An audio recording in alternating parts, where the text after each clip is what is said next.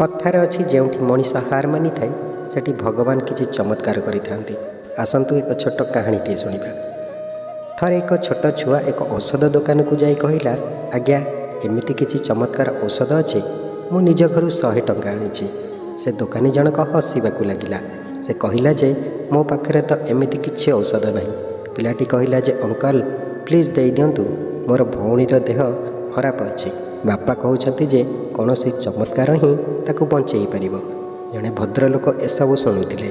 से छोट छुआटी को पचारे जे तुम भौणीर कौन होईची। पिलाटी कहला मोर भौणीर देह खराब रोचे, तार ऑपरेशन हेबा दरकार। बापा बहुत चिंतित रोचंती, घरे पैसा नहीं। से कहते जे कौन सी चमत्कार ही बंचई पार। सौभाग्यवशतः से जो भद्रलोक जनक थिले से जड़े डाक्तर थिले। तांकर बड़ हस्पिटाल थिला। डाक्तर जनक पिलाटी सहित तांका घर को गले। तार छोट भौणीटी को नहीं हस्पिटाल को गले, तार ऑपरेशन कले। तापरे छोट छुआटी तार कुंपी भांगी जो 100 टंका आनी ताकू डाक्तर को देला। तार बापा भी सेठी पहुँचिले और डाक्तर को पचारे, डाक्तर बाबू केते टंका हैला? डाक्तर बाबू कहले ऑपरेशन रो फीस तो आपण छोट पुओटी दे सारी। यही छोट कहानीटी कहूँ जे जीवन में चमत्कार केबे भी होई पारे।